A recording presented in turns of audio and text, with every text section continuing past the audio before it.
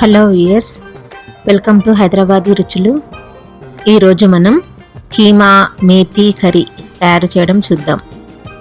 మెంతి కూర mutton keema curry తయారు చేయడానికి కావలసిన పదార్థాలు: మటన్ కీమా 1/2 kg, మెంతి కూర 2 cups, టొమాటోస్ 2, ఉల్లిపాయలు 1 cup, పచ్చిమిర్చి 2, జీలకర్ర 1 టీ స్పూన్, అల్లం వెల్లుల్లి పేస్ట్ 1 టీ స్పూన్, పసుపు 1/2 టీ స్పూన్, కారం 2 teaspoons, salt 2 teaspoons, ధనియాల పొడి 1 టీ స్పూన్, కొబ్బరి పొడి 1 teaspoon, garam masala 1/2 teaspoon, కొత్తిమీర 1/2 కప్, ఆయిల్ 3 టేబుల్ స్పూన్స్.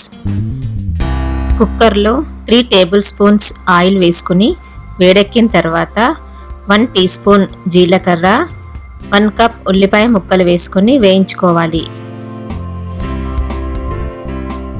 ఉల్లిపాయలు కొంచెం సేపు వేగిన తర్వాత పొడవుగా కట్ చేసుకున్న 2 పచ్చిమిర్చిని వేసుకోవాలి.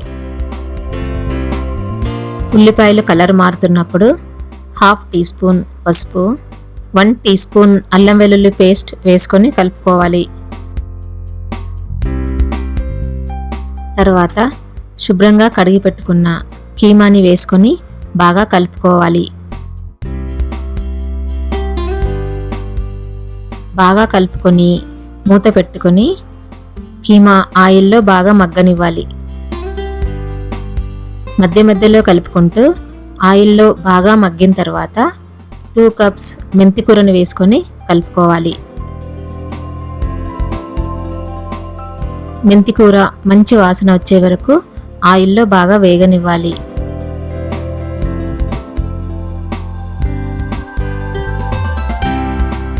తర్వాత చిన్న చిన్న ముక్కలుగా కట్ చేసుకున్న టమాటాలని వేసుకోవాలి. టమాటాలని బాగా వేగనివ్వాలి.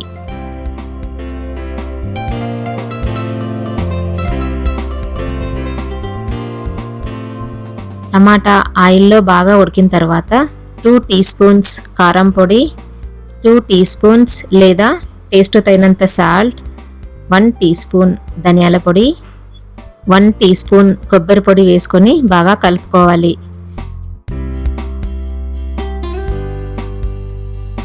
తర్వాత కీమా ఉడకడానికి 1/2 కప్ వాటర్ వేసుకొని కుక్కర్ మూత పెట్టుకొని 3 విజిల్స్ వచ్చే వరకు ఉడకనివ్వాలి. కుక్కర్లో కాకుండా మామూలుగా గిన్నెలో కూడా వండుకోవచ్చు, కానీ కుక్కర్లో అయితే తొందరగా అవుతుంది.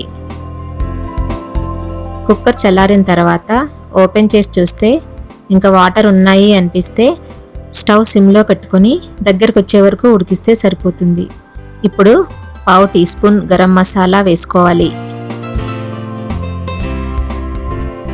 1/2 కప్ కొత్తిమీర వేసుకొని బాగా కలుపుకోవాలి. చూస్తున్నారు కదా, గుమగుమలాడుతూ ఎంతో టేస్టీగా mutton keema methi curry ready అయిపోయింది. ఈ కర్రీ చపాతీల్లో కానీ పూరీల్లో కానీ రైస్లో కానీ చాలా చాలా బాగుంటుంది. మీరు కూడా టేస్ట్ చేసి చెప్తారు కదా.